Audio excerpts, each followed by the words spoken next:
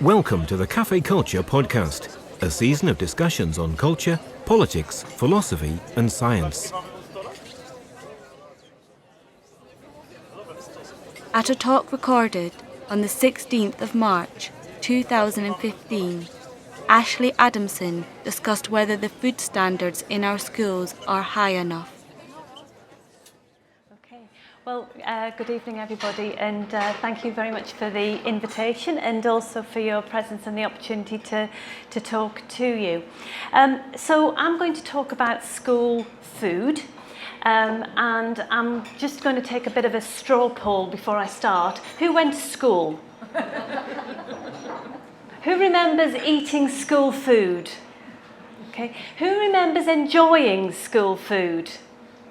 Oh, a smaller number. We might just do this a little bit. We might do a little bit of dancing while we're here. Okay. So this is something that we can all relate to, and we can all think of that experience that we had when we were at school. And we can think about our children or our grandchildren and the experiences that they're going through at the moment. And okay, so why does it matter? Okay. You're going, I kind of remember school food. Some of it was nice and some of it wasn't. What does it matter? Does it really matter what we eat at all? And what's the role of school food in terms of general health?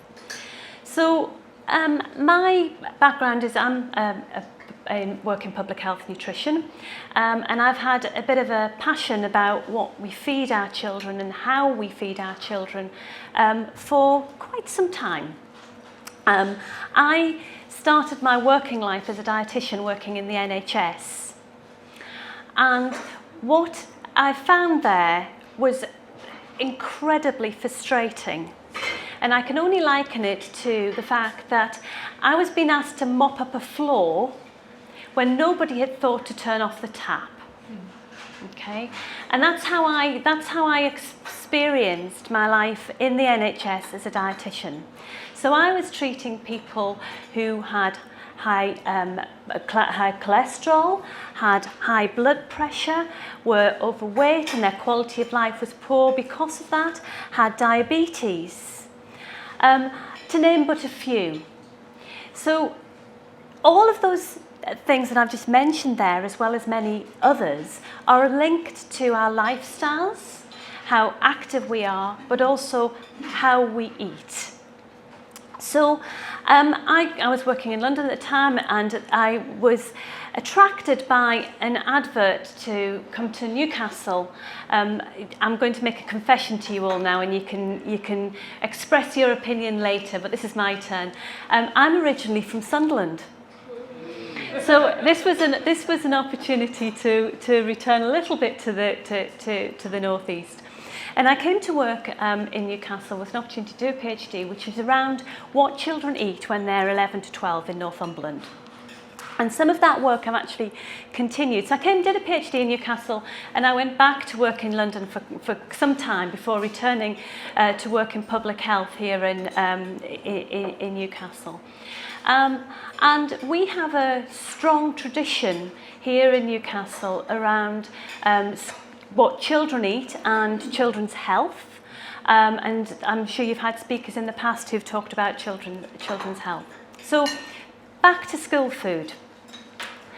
The first introduction of school food was quite a while ago. And that was in 1906. So there's quite a history to school food. And although before that there had been provision for schools to provide food for children, 1906 was the first formal part of that. And the reason for that was actually really very simple. When they were looking for people to fight the Boer War, what they found was that our urban populations were very malnourished, and they weren't fit to fight. And if you've got a country of young men who are not fit to fight, you have a problem. So the first school food was actually a solution to ensure that we had people ready to fight fit enough to fight because they were too short and they just weren't physically fit enough. And so that's the background to that. We can talk more about perhaps that in some of the discussion. Bringing us forward to now and present day, we do still have a massive problem of malnutrition, because malnutrition means bad nutrition. And when we have 1 in 5 children who start school age 4 to 5 already above a healthy weight, that's 20%, 1 in 5, and by the time they leave primary school, 1 in 3 are overweight or obese, we have a problem. We have a problem of malnutrition. Now, it's not energy deficiency, it's energy sufficiency, too much of it. But within that, we also have children who have, and I'm talking about children right now, but they're not alone, who have diets that are too high in fat, saturated fat, salt and sugar, with not enough fruit and vegetables. So against that background, you think, well, what we feed children in school, it's 5 opportunities a week. It's about 30-40% of their time, sort of begins to matter. Now, up until from this, when school food was first introduced, the first criteria was really just about, or the aim was just to get children fed. Then we had school food standards come in. And in 1980, we had a bit of a major thing going on within the UK. And part of that, for all sorts of public life, was compulsory competitive tendering. So in 1980, school food underwent compulsive competitive tendering. And in 1980, all nutritional standards for school food were removed. The only requirement was to feed children. Up until that point, there had been standards for what you had to do in terms of the percentage of energy that had to be provided, how much protein, what the quality of that food needed to be. In 1980, that disappeared, and the primary concern was feeding children and the cost of doing that. So that was a major turning point. Now, has anybody heard of that chap, Jamie Oliver? Yeah? We all know who he is. Okay. So, love him or hate him, and I happen to think he's a pretty good egg. In 2006, he mounted a little bit of a campaign. Now, I think my reflection on this, and again, we could talk about this some more, is that we went from 1980 to 2006. That's a generation. That's 25, well, it's 26 years. Okay. Now, was anything happening in between? There was a lot happening. There was a lot happening in terms of people like me, my predecessors, and later, that were doing a lot of campaigning. And from 1990s onwards, I was part of that, saying to government, to school, to the Department for Education, Skills as it was, the Department for Education, this is not good enough. What we're feeding our children in school is not fulfilling our duty of care. Okay. Now, and there were a number of reports submitted to the government. Caroline Walker Trust was one of them, those of you who are more familiar with this area, which were completely ignored. Completely ignored.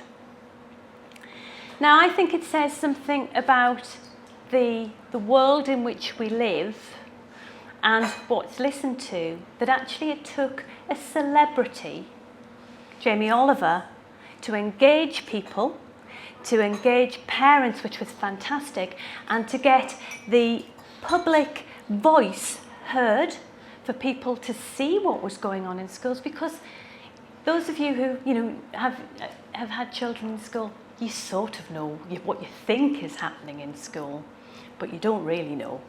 for all sorts of things, including what they're eating. So that was exposed, and we know what happened. So in 2005-06 was the campaign. In between 2007 and 2009, school food standards were introduced for in primary and in secondary school. And that said both which foods could be served and also what the nutritional content of that food had to be. Now, one of the things that was really watershed about that was actually it said what couldn't be served. So not just what should be, but also what couldn't be. Now, just before that time, I remember going out to a school in Ashington and meeting a new head teacher. And she had come from a school in Leeds, and she said to me that her school had this healthy school mark, and that she had come to this school and she was really keen to try and get the school to think about the healthiness of the school. And the first thing she'd noticed was that there were vending machines in the school. So this was a secondary school. And there was vending machines selling sweets and chocolate and sugared carbonated fizzy drinks to the children. Okay? So she'd said to the school manager, I'd like those to go. And the school manager said, that's fine. Which member of staff would you like to lose? Now that is how dependent schools had become in terms of that model. So those machines were providing profit to the schools, who was actually paying one of the teachers' salaries. So there was a conflict there in terms of how do you actually ensure that children aren't being exposed to that advertising and so forth. So one of the big things that made a huge difference with the introduction of school food standards was that actually vending was allowed. That's still there, but you can only provide water, milk and fruit. Okay. So you can still vend, but you can't vend confectionery and fizzy drinks. So Jamie Oliver's had this impact. We had the school food standards come in 2007, 2009. We did some work in schools in Newcastle and in Northumberland, looking at what the differences were as a result of that policy. And what we found was that if I talk about primary schools first, which were schools in Newcastle, that the children who had school lunch following the standards were having a diet which was much improved in fat, salt, sugar, saturated fat particularly, and had more iron and calcium than the children who were having a packed lunch. Okay. You might think, well, that's not particularly surprising because there's not standards for packed lunch and there are for school food. But what was remarkable about it was that the children who were having a school lunch, the difference in their school lunch was so marked that actually if you looked at their total diet, their total diet was healthier than the children who were having a packed lunch. Okay?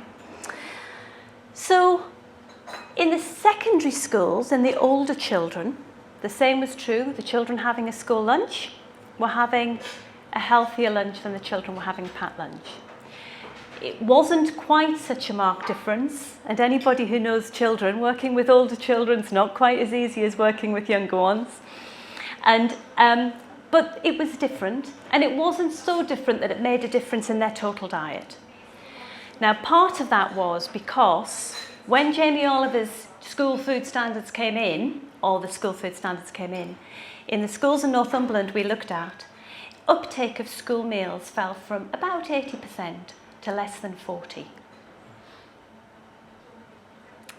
So, you know, if you go to your favourite restaurant and they've taken off your favourite meal, are you a bit cross? You know that if you go to that restaurant, you can get whatever your favourite meal is, and they've decided they're going to take it off the menu. Well, that's what happened with the older children. No longer could they go in and be guaranteed chips because they were only there once a week. So they voted with their feet. And if they were allowed out of the school premises, which many of them are, and there's a chip van on the corner selling a bag of chips and a sausage for £1, well, that's good value. Okay, and if you've got £2, then you can buy something else with it as well, can't you? So we've still got a job of work to do with these older children. So the impact of those school food standards was remarkable. And you'll know that there's been a bit of a change in that, and there's been a lot of press about the new school food standards. So just to think about where that's come from and where we're at the moment. So the school food plan was a Michael Gove initiative, and that was about thinking, he commissioned Leon, who are John Vincent and Henry Dimbleby, to look at school food. And I met them in September 2012. And I was a bit worried about school food standards, I'll be honest. Because I thought, well, what do they know about school food? Not much. The restaurateurs. However, what they did do was listen. And they put together an expert panel which included school caterers, head teachers, people from local authority catering association, people from the trade unions involved in looking after they'd work with the school caterers and cooks. They put together people from the Department for Education. They put together a panel of people who said, okay, let's have a look at what we can do. What's our vision for taking the next step in school food? So the aim of the school food plan was to make school food a really pleasurable experience, eating good food in the company of your friends, following the role models of your teachers. Okay, so think back to your school food experience, and would you say that? Now, part of the issue is, particularly with the older children, the dining halls perhaps are not fit for purpose. They're a bit noisy. There's big long queues. I can go to the chip van and get it much quicker, or I can bring a sandwich, I can get out and play with, do whatever sport I'm going to do. So there's a job of work in terms of thinking about that environment. But we have to think about school food as being, I believe, part of our duty of care to the next generation of adults. And we have to do better with them than we have at the moment. 60% of adults are overweight or obese. 60%. Okay, so that means it's now normal not to be a healthy weight. You're unusual. But school food's also a learning opportunity. We can introduce new foods, we can introduce new flavours, we can get the joy of eating into children. Okay? That's why I do what I do. I love food. And I think food is central to our culture, enjoying our friends and the social world in which we're in. I love preparing and eating food, and I want to inspire people to do the same. I think we have an opportunity at school to impact on children from across the social spectrum. Okay. All children go to school, not just the posh kids. They all go to school. So we can impact on children across the social spectrum, and they can learn from each other. So perhaps there's an opportunity. And we also know there is good evidence that if people eat well as children, and have a good variety of foods and develop those food preferences, some of those follow them through into later life. So again, opportunity to try new flavours. So I'm going to finish in two minutes and just say the school food plan set out to do a few things. And one of them was about thinking about the whole dining experience.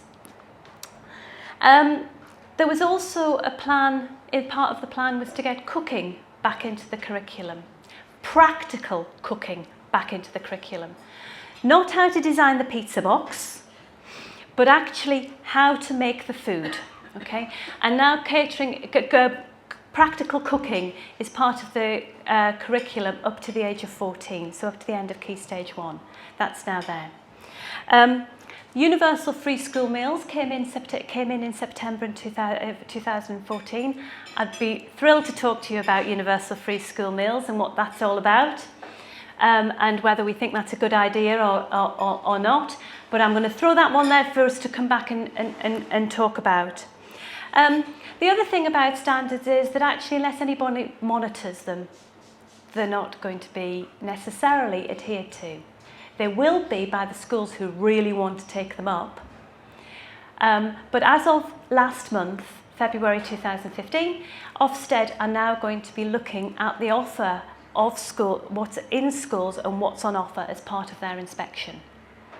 Now, you might say, well, Ofsted and schools are all about educating children.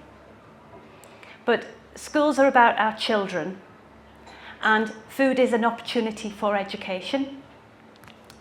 And the Ofsted are there to look at the whole school and look at how they teach and look after their children. So I think that's a really positive move. There's much more to be done, particularly with older children, and I think we're only half of the way there. I will just finish by saying, even with all of that the changes in school food, overall, children still do not meet their iron requirement. They don't all meet their calcium requirement. They still eat too much sugar. So there's still some ways to go. School is part of the solution, but it's not the only solution. And I'll stop there.